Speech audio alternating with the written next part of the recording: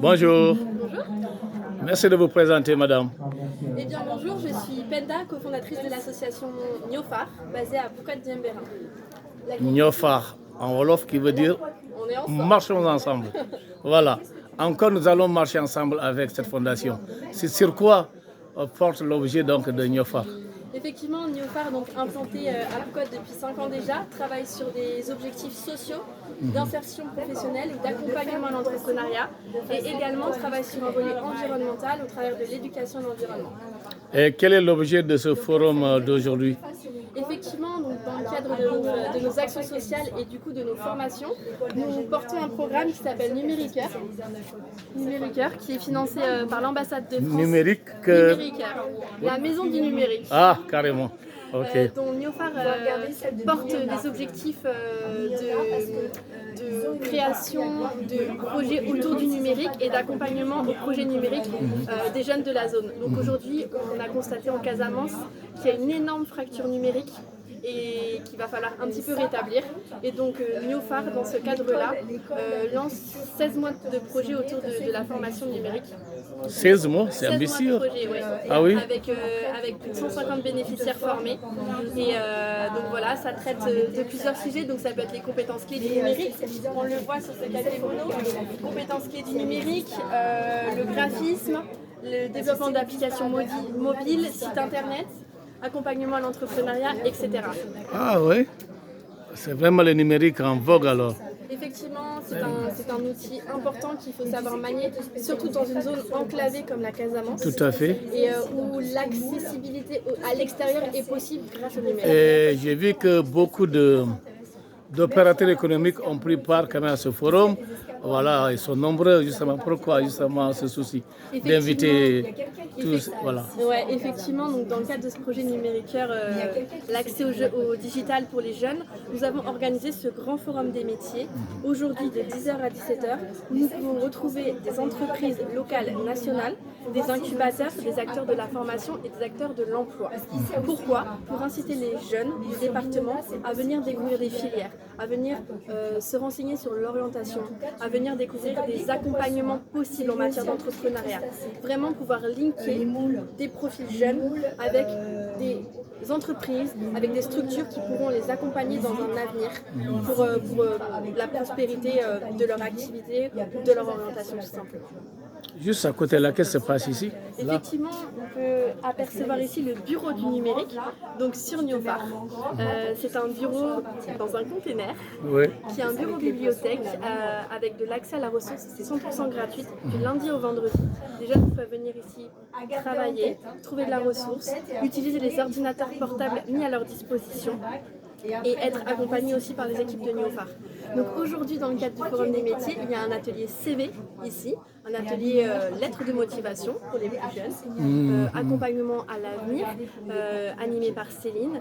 Et derrière vous, continue donc les stands et les rencontres entre tous. Niofar s'est implanté dans la commune de Djembera, précisément à Bukot, mais il a une dimension départementale, n'est-ce pas? Et ce forum aussi, il est d'une grande envergure. N'est-ce pas là une belle occasion, bien un beau prétexte d'interpeller les autorités, aussi bien municipales que départementales, de jeter un regard attentif vis-à-vis donc de Niofar. Merci beaucoup, Bruce. Merci. Oui. On sollicite l'accompagnement, on sollicite le soutien des autorités, puisque les autorités sont responsables de la jeunesse, de leur localité, de leur département et même de leur région. Donc venez soutenir des projets comme celui-là parce qu'ils sont un impact direct sur la jeunesse et sur les potentialités d'avenir pour eux. Au cas échéant, encore vous attendez par rapport à leur appui? Eh bien, effectivement, l'appui est essentiel des autorités. Donc déjà, nous avons eu la chance d'avoir monsieur le maire, monsieur le sous-préfet. Léopold Abadiata, il est passé ce matin. Il est passé ce matin avec le Je l'avais représenté la dernière fois. Effectivement, lors d'une formation, réparer son téléphone portable. Voilà, c'est ça, oui. L'année dernière. Comme quoi les formations continuent. Tout à fait. Et voilà, tout le monde soutient le projet, mais l'engagement des autorités est essentiel dans le soutien, que ce soit de manière matérielle, logistique, financière. Il est important de montrer aussi aux jeunes que les autorités sont là pour les porter, les représenter. Parce que comme on explique toujours, aujourd'hui les formations qui ont lieu à Niofar sont des formations 100% gratuites. Les jeunes ne payent pas. En revanche, ces formations coûtent énormément d'argent. Aujourd'hui, ce sont des bailleurs extérieurs, des financeurs qui permettent la concrétisation et la réalisation de ces projets, permettant d'assurer les frais de coordination de projet, de payer les experts formateurs qui se déplacent et qui animent pendant des heures et des jours de formation. Aujourd'hui, ce sont des bailleurs extérieurs, plutôt français, européens. Et en fait, il est aussi essentiel que les autorités puissent investir dans la jeunesse, parce que la jeunesse est leur avenir. Il y a aussi les bailleurs nationaux, non? Oui. À travers l'État, L'ANAMO. L'ANAMO, voilà, l'ANAMO, ouais. Effectivement, C'est quoi encore l'ANAMO encore? ANAMO, Agence nationale de la maison de l'outil. Voilà, c'est ça. Fièrement représenté ici, puisque dans 2 jours débute une formation avec eux autour de la sérigraphie. 20 bénéficiaires font déjà partie de la cohorte de formation. L'ANAMO est un bailleur ce qu'on appelle opérationnel. C'est de la mise à disposition, donc c'est déjà génial.